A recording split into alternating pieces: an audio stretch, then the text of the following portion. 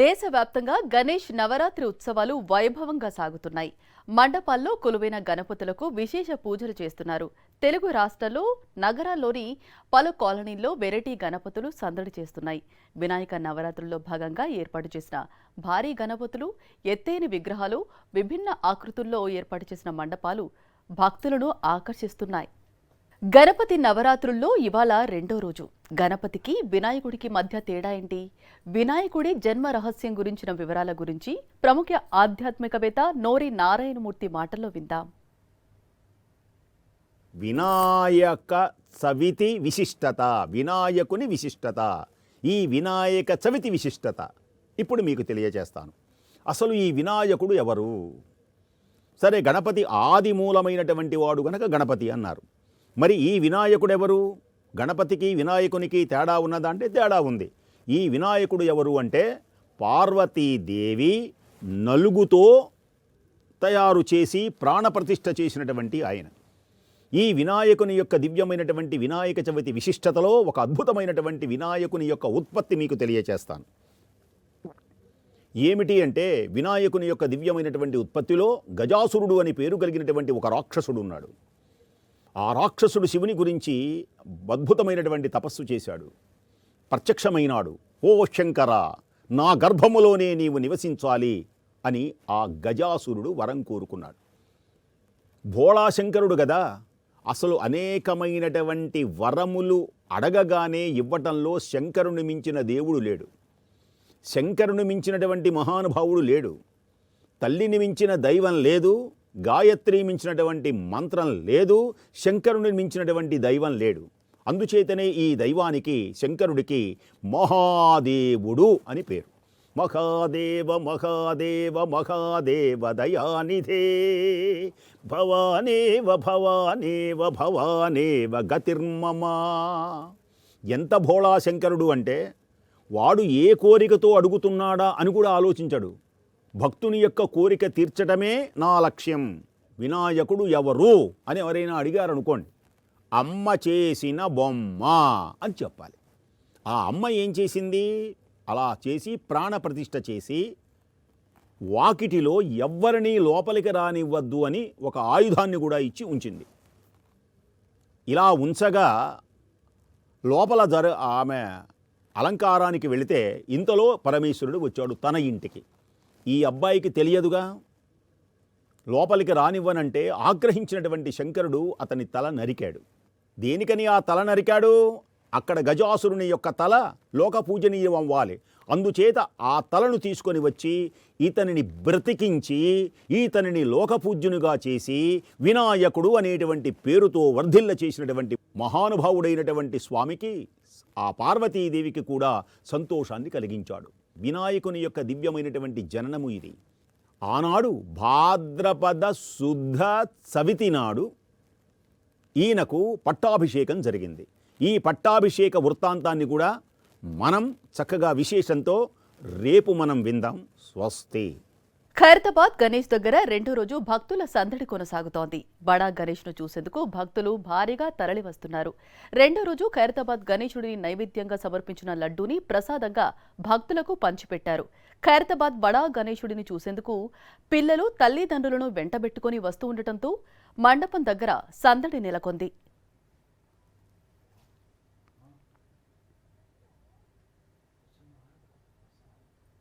ఖైరతాబాద్ బడా గణేశుడి దగ్గర నుంచి మరింత సమాచారం మా కొలీగ్ అరుణ అందిస్తారు. నిలువెత్తు రుద్రాక్షమాల ధరించి శంకు చక్రాదులు అభయ హస్తాలతో ఈరోజు ఖైరతాబాద్ గణనాథుడు అందరికీ దర్శన భాగ్యం కల్పిస్తున్నారు.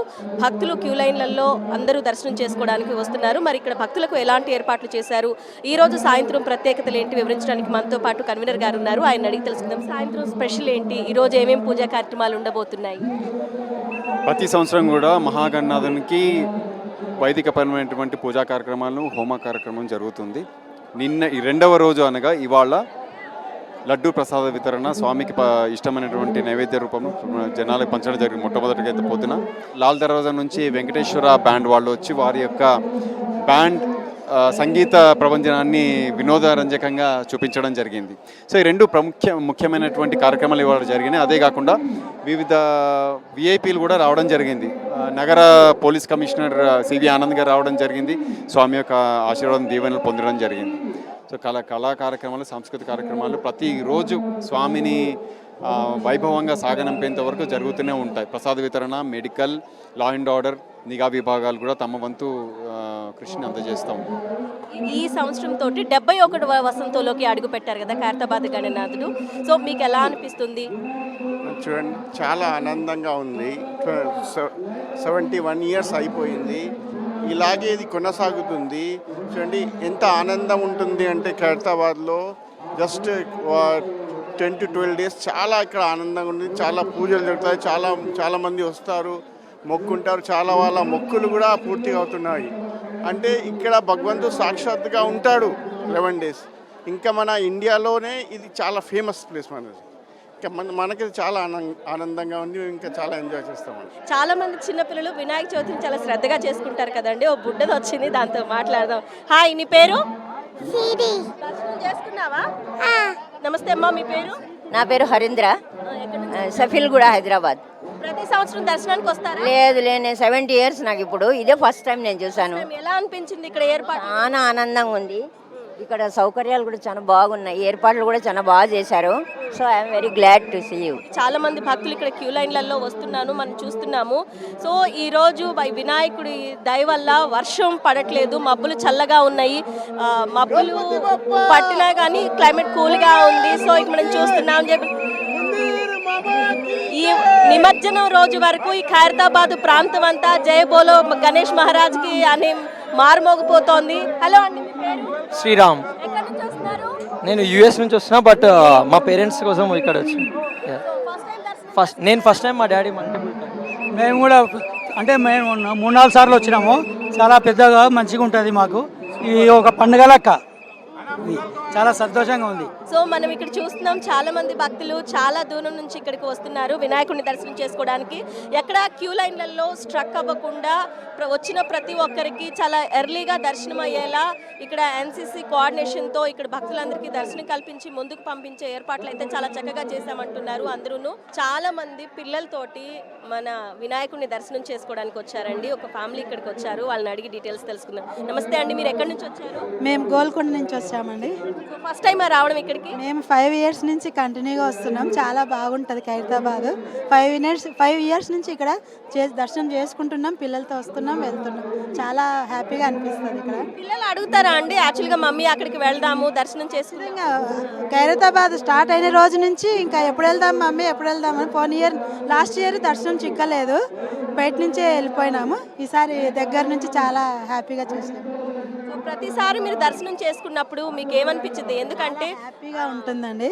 గణేశుడు ఇంత పెద్ద విగ్రహాన్ని చూడడం దగ్గర నుంచి చాలా చాలా హ్యాపీగా ఉంటుంది. నీ పేరు? రన్విత.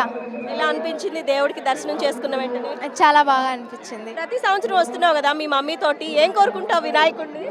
మంచి చదువు రావాలని. చాలా మంది పిల్లలు వాళ్ళ పేరెంట్స్తో వెంట పెట్టుకొని రావడము, పేరెంట్స్ పిల్లల్ని తీసుకొని వచ్చి వినాయకుడిని దర్శనం చేయించడమో జరుగుతోంది.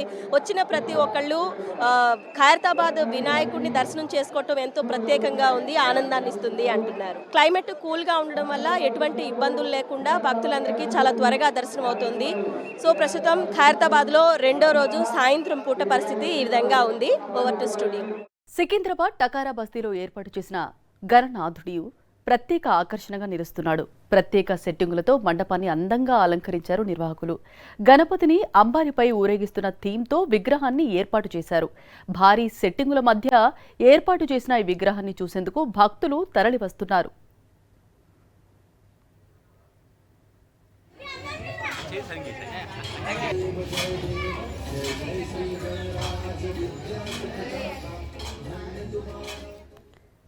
నంద్యాల పట్టణంలో ఏర్పాటు చేసిన సప్తగబ వినాయకుడు భక్తులను ఆకర్షిస్తోంది. ప్రపంచ శాంతి కోరుతూ విశ్వశాంతి మహాగణపతి స్వామివారిని సముద్ర గర్భంలో పుట్టిన సప్త గవ్వలతో ఏర్పాటు చేశారు. గత 13 సంవత్సరాలుగా మట్టి గణపతిని ఏర్పాటు చేసిన తాము ఈ ఏడాది ప్రత్యేకంగా గవ్వలతో గణపతిని తయారు చేసినట్లు గణపతి సేవా సమితి నిర్వాహకులు వివరించారు. గవ్వలతో పాటుగా 3 రకాల శంఖంలు, గోమేధికంతో గణపతిని అలంకరించినట్లు తెలిపారు.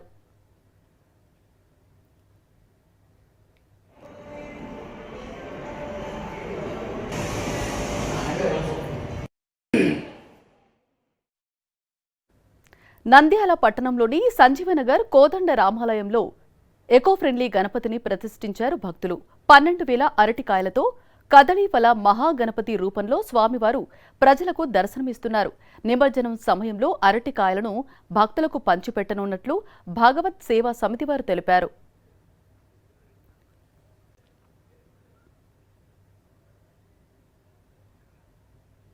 యాదాద్రి భువనగిరి జిల్లా భువనగిరి పట్టణంలో సర్దార్ సిద్ధార్థ్ యూత్ అసోసియేషన్ ఆధ్వర్యంలో ఏర్పాటు చేసిన వినాయక విగ్రహం చూపరులను ఆకర్షిస్తోంది. 180 కిలోల కుంకుమతో 5,000 చిన్న గణపతులతో విగ్రహాన్ని తయారు చేశారు. భారత ప్రభుత్వం చేపట్టిన ఆపరేషన్ సింధూర్కు గుర్తుగా నిమజ్జనం అనంతరం అమరులైన భారత సైనికుల కుటుంబాలకు సింధూరంతో తయారు చేసిన గణపతులను పంపనున్నట్లు నిర్వాహకులు తెలిపారు.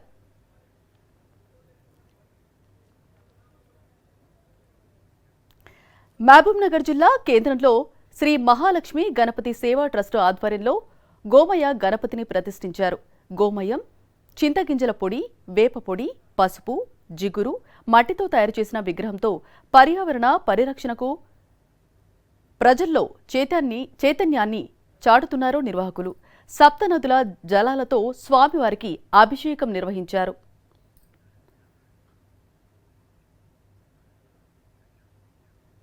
పార్వతీపురం మన్యం జిల్లా కొత్త వలసలో మొక్కజొన్న కంకులతో ఏర్పాటు చేసిన గణేశుడు ప్రత్యేక ఆకర్షణగా నిలిచారు. గణేష్ యూత్ ఆధ్వర్యంలో ఈ వెరైటీ విగ్రహాన్ని ఏర్పాటు చేశారు. 21 అడుగులున్న ఈ విగ్రహం తయారీకి 5,600 మొక్కజొన్న కంకులు ఉపయోగించినట్లు వివరించారు. మొక్కజొన్న విగ్రహాన్ని చూసేందుకు అధిక సంఖ్యలో భక్తులు తరలివస్తున్నారు.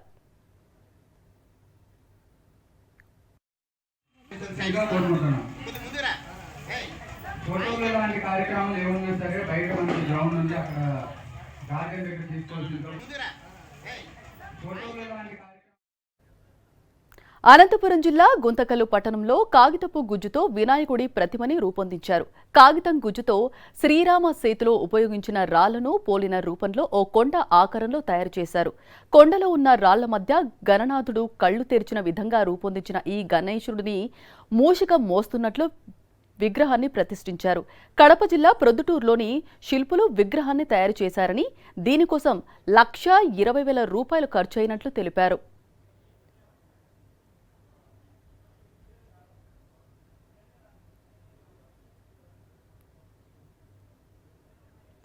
అనంతపురం జిల్లా గుత్తిలో రైల్వే ఉద్యోగులు కార్మికుల ఆధ్వర్యంలో రైల్వే బుకింగ్ కార్యాలయం ఎదుట టెంకాయ గణపతిని ఏర్పాటు చేశారు.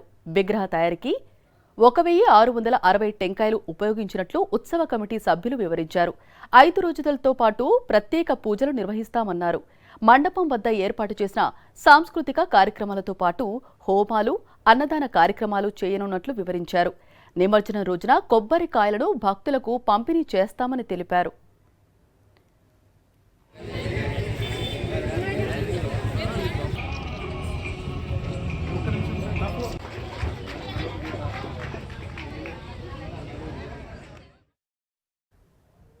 విశాఖ బీచ్ రోడ్లో ఏర్పాటు చేసిన వెండి గణపతి భక్తులను ఆకట్టుకుంటోంది.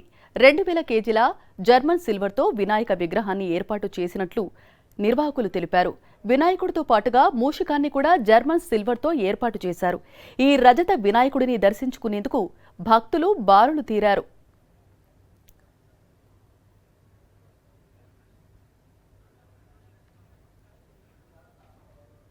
దీనికి సంబంధించి పూర్తి వివరాలు మా ప్రతినిధి అనిల్ అందిస్తారు.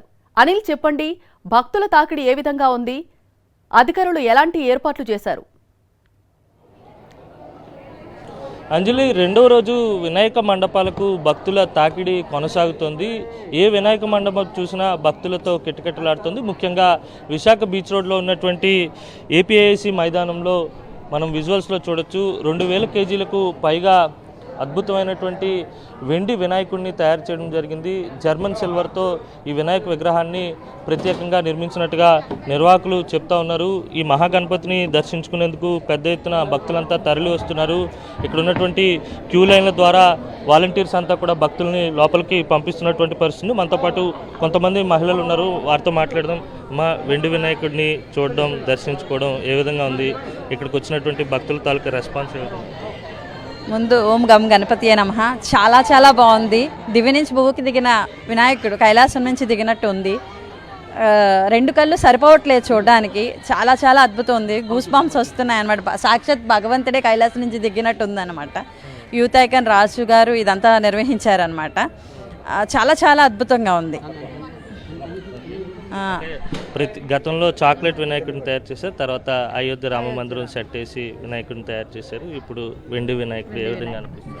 అంటే యాక్చువల్గా చెప్పాలంటే బంగారం వెండి అనేది వరలక్ష్మి వ్రతానికి ప్రతిమలకి ఎక్కువ ఇంట్రెస్ట్ చూపుతారు. ఆడవాళ్ళకి చాలా ఇంట్రెస్ట్.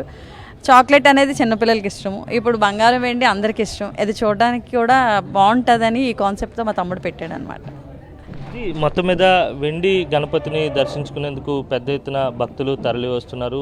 భక్తులందరికీ కూడా దర్శనార్థం ఏర్పాట్లు చేయడం జరిగింది. అలాగే వినోదం కూడా ఉండే విధంగా ఇక్కడికి వచ్చేటువంటి భక్తులందరికీ కూడా ఏమాత్రం టైంపాస్ కాకుండా ఉండేందుకు పూర్తిగా జాతరను తలపించేటువంటి వాతావరణం ఏర్పాటు చేయడం జరిగింది. మొత్తంగా చూస్తే కనుక ఈ జర్మన్ సిల్వర్తో తయారు చేసినటువంటి మహాగణపతిని దర్శించుకునేందుకు పెద్ద ఎత్తున జిల్లా నలుమూలల నుంచి భక్తులు తరలి వస్తున్నారు. ఓవర్ టు స్టూడియో అంజలి.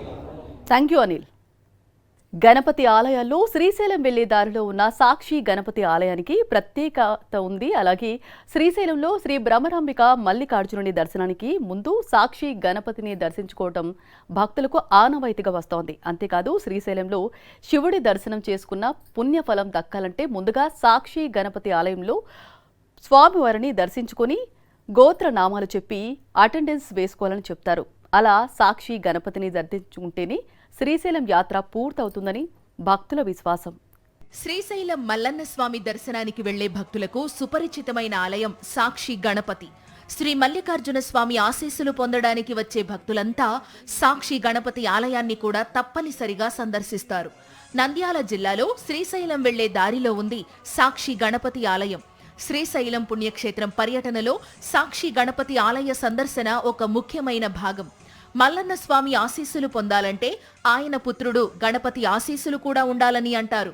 అందుకే శ్రీశైలం వెళ్లిన వాళ్లు సాక్షి గణపతి ఆలయాన్ని సందర్శించాలని చెబుతారు. శ్రీశైలం వచ్చే ప్రతి భక్తుడు సాక్షి గణపతి ఆలయానికి వెళ్లటం ఒక ఆనవాయితీగా మారింది. శ్రీశైలం సందర్శించినా సాక్షి గణపతి ఆలయానికి వెళ్లకపోతే ఆ యాత్రకు సంపూర్ణత రాదని చెబుతారు. అసలు శ్రీశైలానికి భక్తుడు వచ్చి వెళ్లినట్టుగా సాక్షాత్తు వినాయకుడే మల్లికార్జునుడికి చెబుతాడని, ఆయన సాక్షిగా ఉంటారని భక్తుల నమ్మకం. అందుకే సాక్షి గణపతి ఆలయాన్ని సందర్శిస్తే మల్లికార్జునుడి దర్శనం చేసుకున్నట్టు గణపతి అటెండెన్స్ వేస్తారని, లేదంటే ఆ యాత్ర చేసినా చెయ్యనట్టుగానే భావించాల్సి ఉంటుందని భక్తులు భావిస్తారు. శ్రీశైలం శ్రీ మల్లికార్జునుడి జ్యోతిర్లింగాన్ని సందర్శించే ప్రతి ఒక్కరి రికార్డును గణపతి శివుడికి చూపిస్తారని, అందుకే అక్కడ ఆలయంలో గోత్రనామాలు చెప్పి పూజ చేయించుకోవాలి. సాధారణంగా సాక్షి గణపతి ఆలయాన్ని సందర్శించి తరువాత శ్రీశైలంలోని ఇతర ఆలయాలను సందర్శిస్తారు. అలా చేస్తేనే దర్శన ఫలితం దక్కుతుందనేది భక్తుల ప్రగాఢ విశ్వాసం. గణేశుడి విగ్రహం కూడా ఈ నమ్మకానికి ప్రతినిధి. ఈ ఆలయానికి వచ్చే యాత్రికుల పేర్లను నమోదు చేస్తున్నట్లుగా ఉండే నల్లటి గణేశుడి విగ్రహం ఎడమ చేతిలో ఒక పుస్తకం, కుడి చేతిలో ఒక కలం పట్టుకుని రాస్తున్నట్టుగా విగ్రహం ఉంటుంది. సాక్షి గణపతి ఆలయం చుట్టూ గణపతికి సంబంధించిన రకరకాల శిల్పాలను చెక్కారు. ఆలయాన్ని చిన్న పెద్ద అంతా దర్శించుకునే విధంగా నిర్మించారు. 14వ శతాబ్దానికి చెందిన ప్రసిద్ధ కవి శ్రీ శ్రీనాథుడు కాశీఖండంలోని సాక్షి గణపతి ఆలయం గురించి ప్రస్తావించాడు. ఈ పురాతన ఆలయంతో పాటు గణపతి విగ్రహాన్ని అగస్త్య మహాముని శ్రీశైలాన్ని సందర్శించినప్పుడు దర్శించుకున్నాడు. సాక్షి గణపతి ఆలయాన్ని ఉదయం 6 గంటల నుండి రాత్రి 9 గంటల వరకు దర్శించుకోవచ్చు.